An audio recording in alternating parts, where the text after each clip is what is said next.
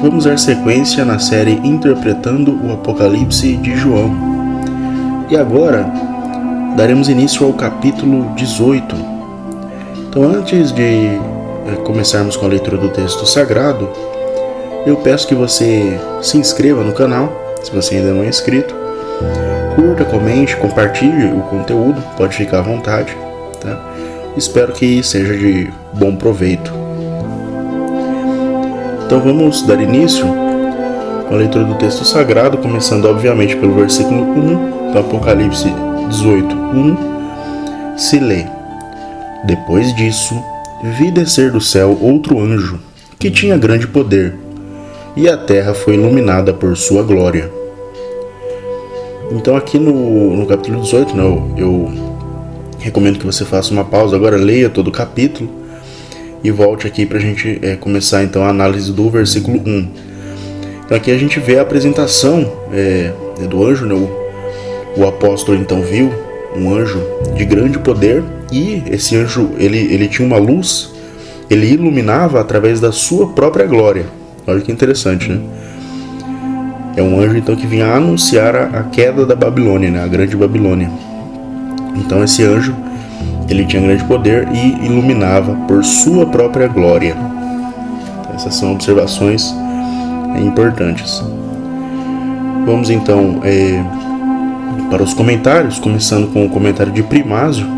Então Primásio que viveu no século VI, foi o bispo lá de Hadrometo. Ele escreveu: Acho que isso significa a vinda de nosso Senhor Jesus Cristo, que em Isaías é chamado de anjo do grande conselho. E a terra foi iluminada pelo seu esplendor, pois ele mesmo é a verdadeira luz que ilumina todos os que vêm a este mundo. Então essa é a opinião do Primásio. Então para ele, esse anjo que o apóstolo viu representa ou é o próprio Senhor Jesus, que em Isaías ali, então, ele recebe esse título de o anjo do grande conselho, né? O próprio Cristo é chamado assim de o anjo do grande conselho. E é claro que o próprio Cristo tem uma luz muito grande, né? Então ele ilumina através de sua própria glória. Então por isso também se diz que ele é a verdadeira luz que ilumina todos os que vêm a este mundo.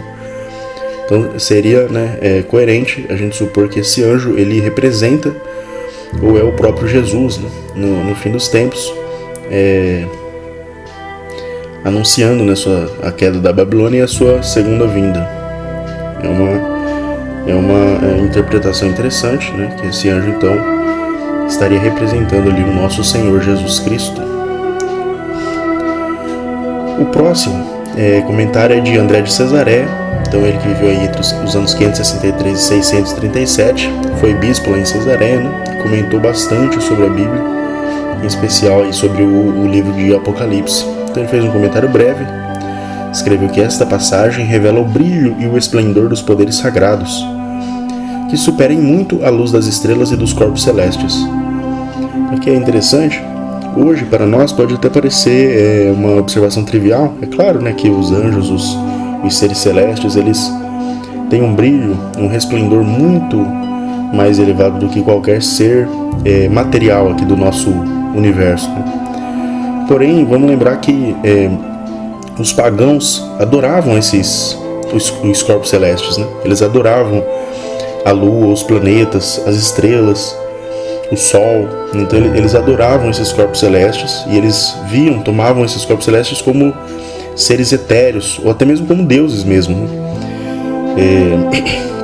Então aqui André de Cesaré ele reafirma a superioridade dos seres do mundo espiritual propriamente dito, né? Não do mundo material, que os pagãos erroneamente adoravam como se fossem seres etéreos, né? Como se fossem seres realmente mais aéreos, mais celestes, mais espirituais. Então aqui André de Cesaré corretamente observa que muito maior é o brilho dos seres verdadeiramente espirituais, aqueles revelados pela Sagrada Escritura, revelados pela Sagrada Igreja, né? Muito maior seu brilho do que esses seres aí que os pagãos erroneamente adoravam como se fossem deuses, né?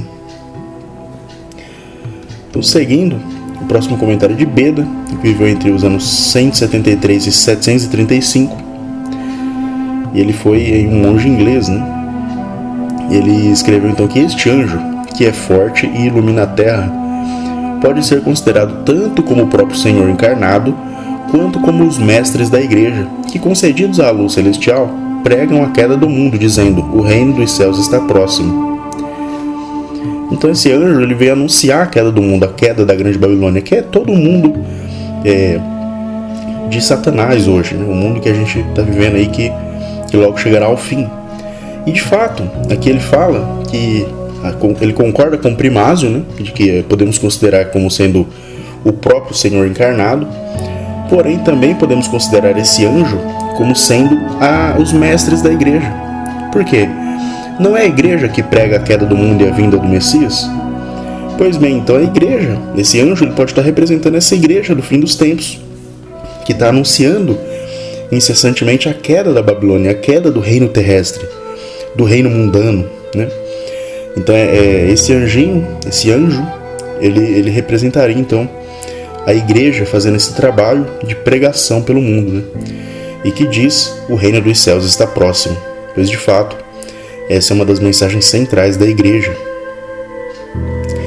Bom, então esses são os 3 comentaristas do primeiro versículo. Vamos para a tabela resumida.